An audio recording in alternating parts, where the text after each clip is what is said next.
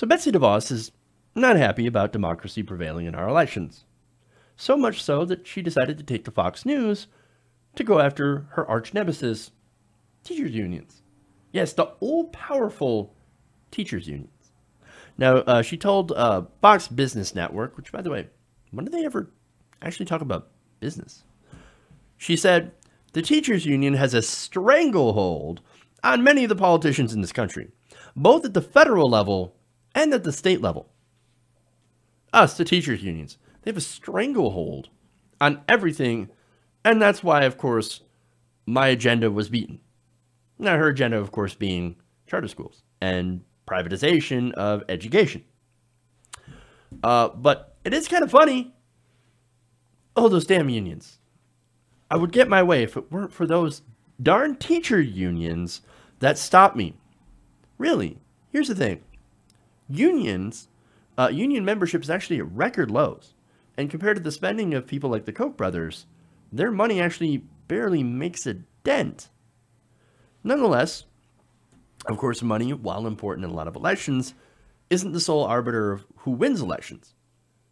I know I rail against money in politics all the time, but here's the thing.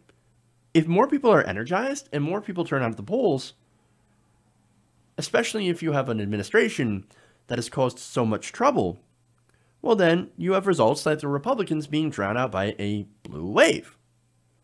Now DeVos spent a good deal of money during that cycle and lost big. According to FEC disclosures, she spent about $1 million through her affiliated Students First PAC to elect Scott Wagner as governor of Pennsylvania. Now, did he win? Was that money well spent? Was there a return on investment? No. Actually, the voters got involved and they reelected Tom Wolf. Now, the DeVos family also spent more than $635,000 to keep Scott Walker as governor of Wisconsin. Scott Walker, of course, in favor of privatization, charter schools, lowering taxes on the rich, etc. Well, how did he do in his election? Well, it looks like he lost to Tony Evers. Oops. So she basically bought into losing candidates. Now, that means that she does not get her return on investment, the one that she was promised by these politicians. Now, for all those that say that money does not buy influence, well, got news for you. Here's DeVos basically admitting that, yeah, when we say that, we're all basically lying. Quote, I have decided to stop taking offense at the suggestion that we are buying influence. Now I simply concede the point. They are right. We do expect something in return. We expect to foster a conservative governing philosophy consisting of limited government and respect for traditional American virtues. We expect a return on our investment. And there it is.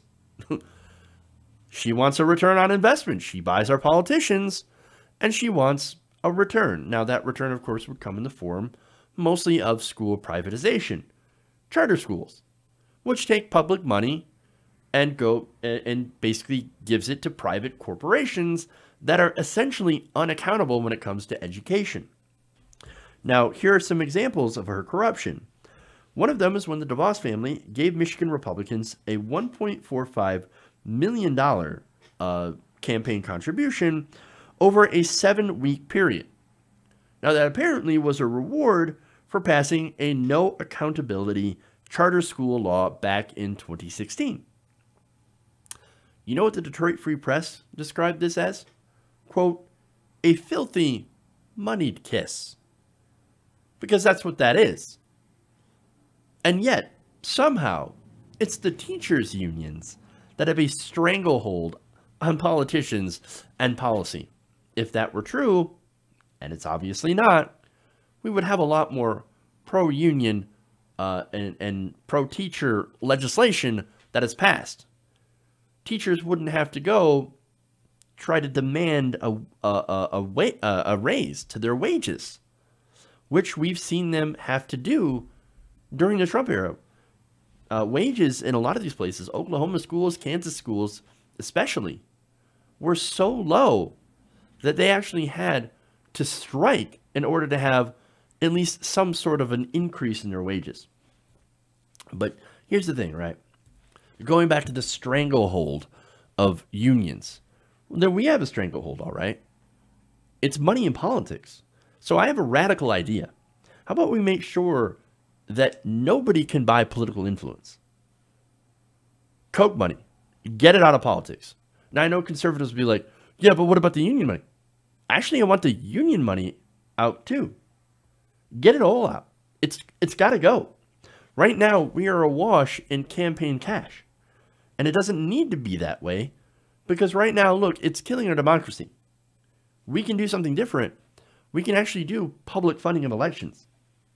Most Americans are against corporate money in politics and against privatization, especially of our education system.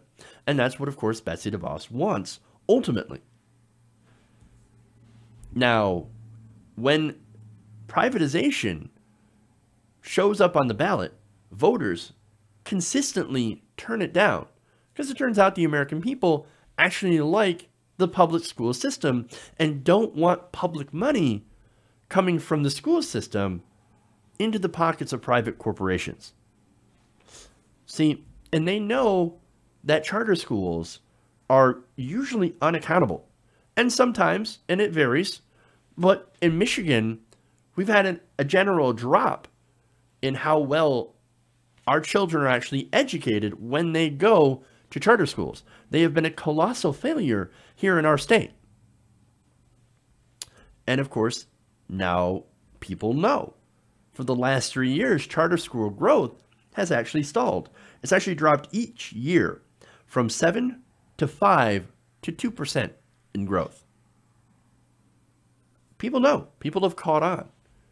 They know that charter schools are not the right way to do this, the right way to fix education.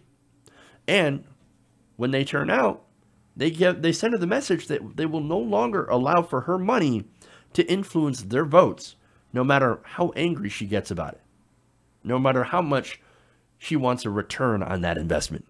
Hey guys, hopefully you enjoyed that free video. Now I'm going to have to ask you a favor. Between the demonetization and the YouTube algorithm messing around with view counts, etc., we're having a hard time adjusting to the new YouTube reality, which is where you guys come in. See, we have a Patreon, patreon.com/TYTNation, set up to help us rely on you guys, the viewers, instead of big corporate ads. Look, you know the show. You know how I'm not in favor of big corporations anyway. So help us transition away from relying on the ad model to pay the bills and sign up to be a patron, patreon.com/TYTNation. That goes a long way to help us keep the lights on. And you guys will know that you're supporting independent, progressive media.